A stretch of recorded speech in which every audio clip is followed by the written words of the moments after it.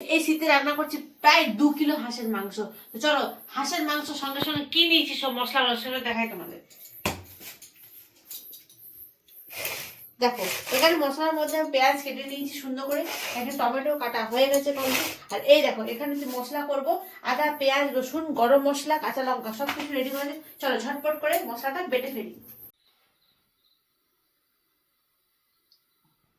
দেখো গাইস তেল গরম হয়ে গেছে, দিয়ে দিচ্ছি কটা চিনি পাতা, এরপরে দেবো পেঁয়াজ।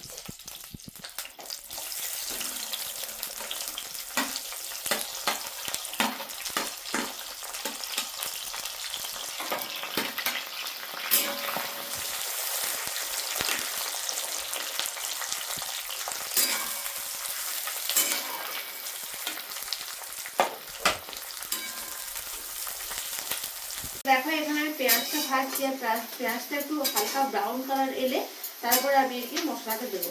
তো একটু পেঁয়াজটা ব্রাউন কালার চলে আসুক।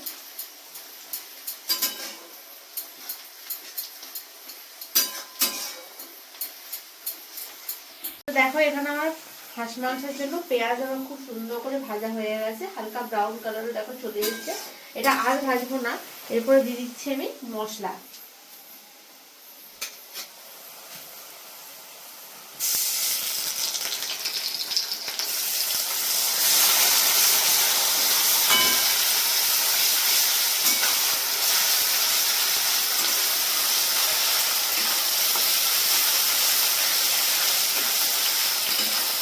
দেবো টমেটো,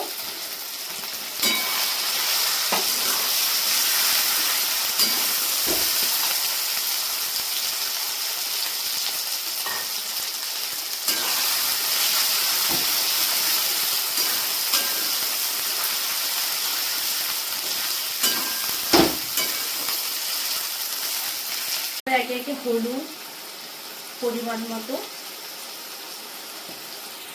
লবণ, এর জন্য কাশ্মীরি মির্চ। এরপরে আমি হাঁসের মাংসটা দিয়ে দিচ্ছি মশলার মধ্যে।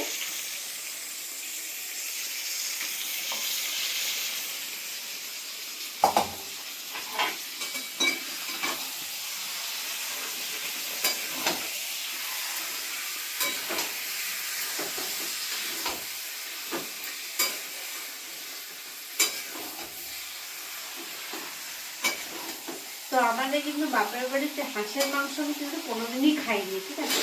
এখানে এসে আমি ফার্স্ট মানে হাঁসের মাংস করেছি।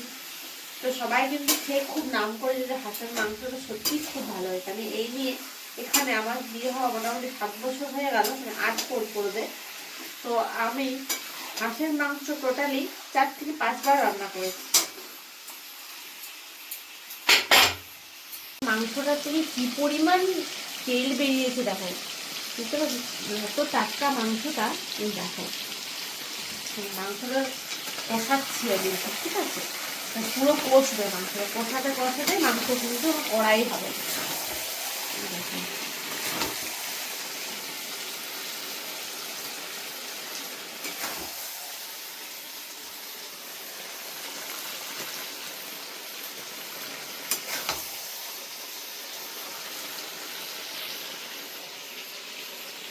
তো দেখো এভরিওয়ান, যেহেতু হাঁস মাংসটা প্রচণ্ড পরিমাণে একটু শক্ত, তার জন্য আমি প্রেশারে বসিয়েছিলাম।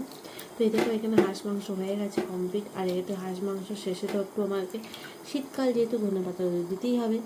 তো এই দেখো সবুজ সবুজ ধনেপাতা দিয়ে দিচ্ছি মাংসের মধ্যে। তো সত্যি ধনেপাতা না দিলে কিন্তু সে মাংসের টেস্টটা আসে না।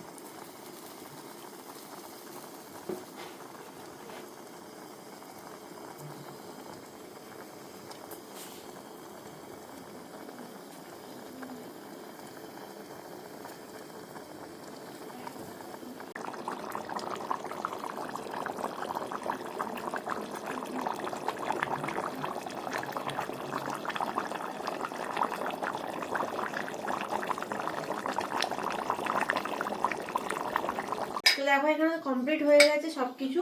তো রাতের এরপর খাবার খাবো। এই দেখো খুব সুন্দর হয়েছে কিন্তু, আমি একবার দেখাই একটা।